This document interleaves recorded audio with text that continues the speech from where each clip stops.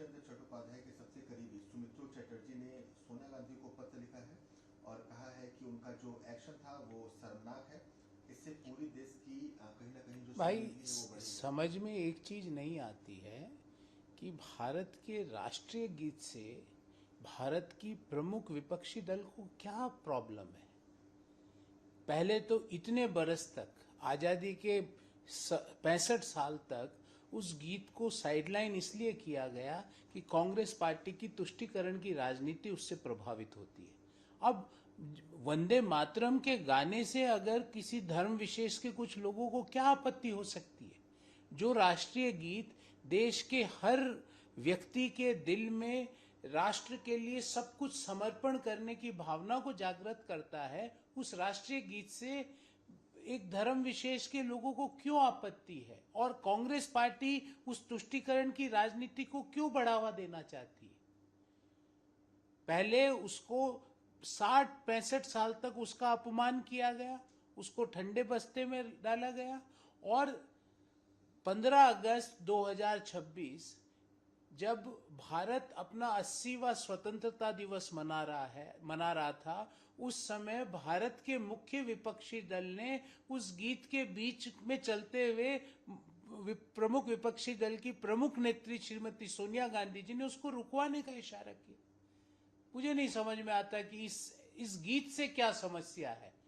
ये new India है, यहां तुष्टीकरण की नहीं, डबल इंजन की राजनीति होती है, डेवलपमेंट की राजनीति होती है, गुड गवर्नेंस की राजनीति होती है, परफॉर्मेंस की राजनीति होती है। तुष्टीकरण की राजनीति के दिन लद चुके हैं। सर, चित्तौड़गढ़ राजस्थान में गृह मंत्री अमित शाह ने कहा है कांग्रेस की शेमलेसनेस को देखना चाहिए। पूरा वंदे मातरम कांग्रेस मुख्यालय में गाया जा रहा था, लेकिन सोनिया गांधी उसे चुप कराने का इशारा करती हैं। ये देश देख रहा है कि भारत के अंदर रजिस्टर्ड एक प्रमुख विपक्षी दल को भारत के राष्ट्रीय गीत से आपत्ति हो जाती, पूरे देश ने देखा। अब आप उसके कितने भी बहाने कांग्रेस पार्टी दे दें, पर देश ने वो वीडियो देखा है जहां पे इशारा किया गया रोकने का।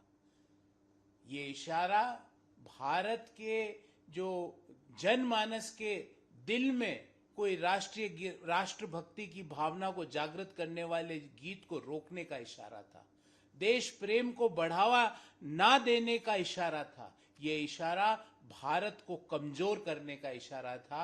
और बदकिस्मती ये है कि भारत के लीडर ऑफ अपोजिशन लोकसभा और राज्यसभा दोनों मौजूद थे और दोनों ने वहां पे इंटरफेरेंस नहीं किया। तो मैं ये कहूंगा कि भारत के राष्ट्रीय गीत को तुष्टीकरण की राजनीति के भेंट नहीं चढ़ाया जा सकता। हर व्यक्ति को गर्व से वंदे मातरम का गायन भी करना पड़ेगा और उसके अनुरूप भारत के लिए सर्वोच्च न्यौछावर करने की भावना को लेकर इस महान धरती पर रहना होगा।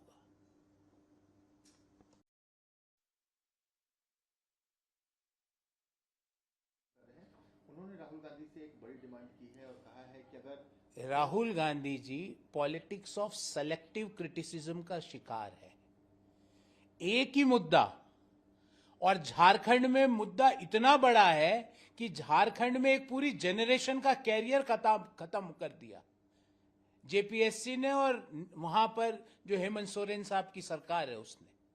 उस मुद्दे पर कांग्रेस पार्टी हेमंत सोरेन के साथ खड़ी है और यहां पर सड़कों पे राजनीतिक ड्रामेबाजी करते हैं राहुल गांधी। राहुल गांधी जी प्रतिदिन दिल्ली से रांची के लिए लगभग 10 फ्लाइट है। एक फ्लाइट पकड़ के जाइए, और जो राजनीतिक ड्रामेबाजी यहां प्रधानमंत्री जी के घर के बाहर कर रहे थे वो मुख्यमंत्री के घर के बाहर क्यों नहीं करते हो? पॉलिटिक्स ऑफ सेलेक्टिव क्रिटिसिज्म का अंत होना चाहिए। कोई बुराई अगर कहीं पर है तो वो रांची में सही नहीं हो सकती। इसे कहते हैं पॉलिटिक्स, राजनीतिक रोटियां सेकना, युवाओं के सपनों पर युवाओं को बरगलाकर सत्ता हासिल करने का षड्यंत्र रचना। पर ध्यान रहे राहुल गांधी जी, ये वह जनरेशन है जो आपके हर एक्शन का आगे की चीज सोचती है, और ये जनरेशन योग्यता को सलाम करती है।